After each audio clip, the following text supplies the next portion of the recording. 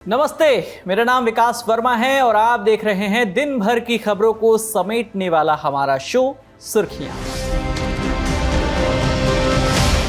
पहली सुर्खी चक्रवाती तूफान बिपरजॉय से जुड़ी हुई है। हमने बीते रोज 15 जून की सुर्खियों में बताया था कि बिपरजॉय गुजरात के तटों से टकरा चुका है। 15 जून की शाम को गुजरात में एंट्री के साथ ही बिपरजॉय के चलते सौराष्ट्र और कच्छ तटों पर 115 से 125 किलोमीटर प्रति घंटे की रफ्तार से तेज हवाएं चली और भारी बारिश भी हुई।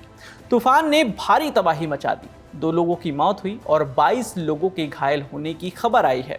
इसके अलावा राज्य के 940 गांवों की बिजली गुल है। अलग अलग इलाकों में लगभग 500 पेड़ और बिजली के खंभे भी गिरे हैं।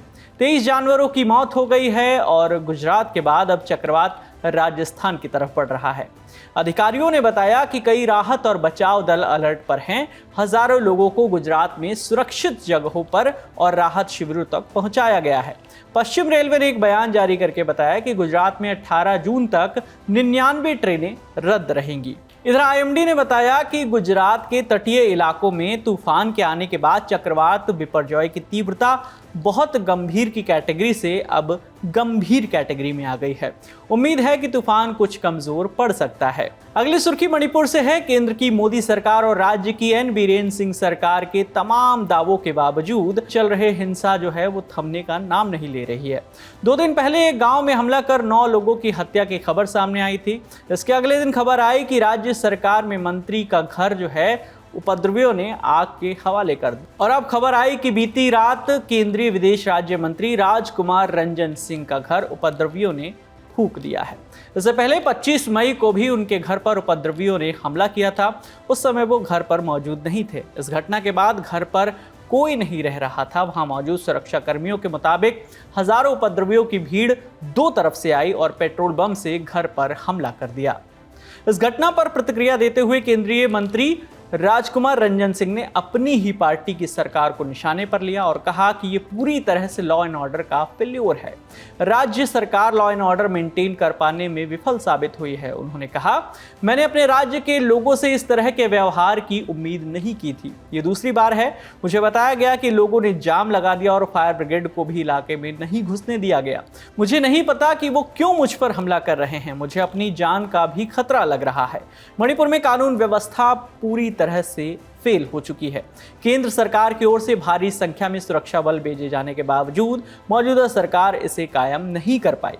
आज शाम ही रैपिड एक्शन फोर्स और एक घर को आग लगाने की कोशिश कर रहे उपद्रवियों के बीच झड़प भी हुई। बताया जा रहा है कि उपद्रवियों ने जिस प्रॉपर्टी को निशाना बनाया वो एक हाई प्रोफाइल रिटायर्ड आईएएस की है।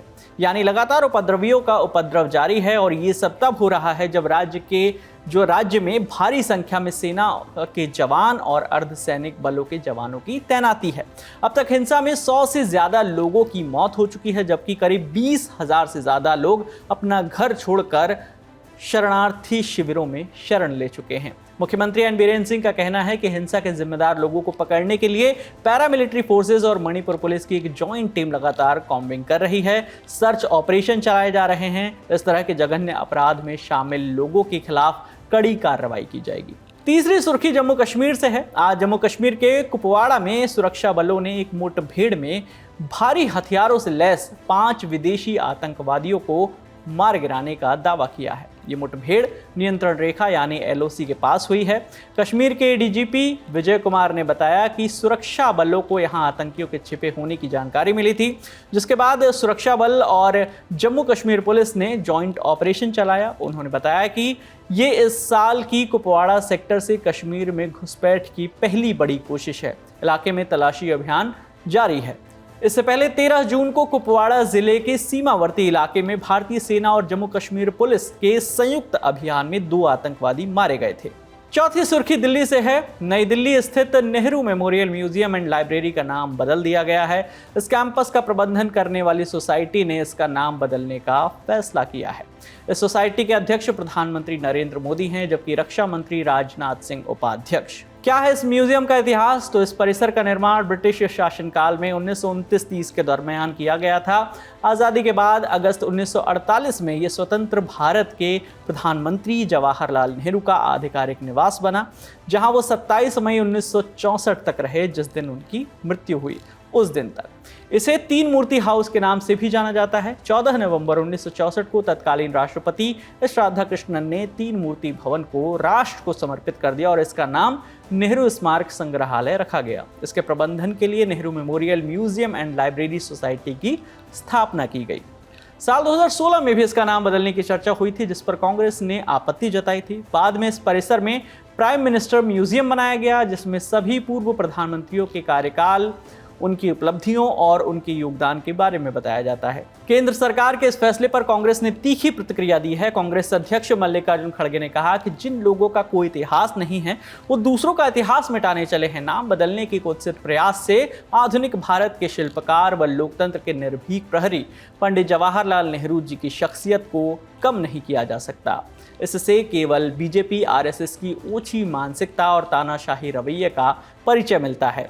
मोदी सरकार की बौनी सोच हिंद के जवाहर का भारत के प्रति विशाल का योगदान कम नहीं कर सकती।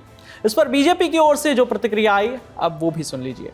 आज किस तरीके से व्यवस्थित करके, मैं नेहरू जी के ही पोर्शन की बात कर रहा हूं, नेहरू जी से जुड़ी चीजों के बारे में जिस प्रकार से व्यवस्थित करके मॉडर्न स्वरूप में एडवांस टेक्नोलॉजी का यूज करके उसका डिजिटल डिपिक्शन यानी डिजिटल टेक्नोलॉजी के द्वारा उनके उस पूरे स्वरूप को व्यवस्थित रूप में रखने का कार्य किया है।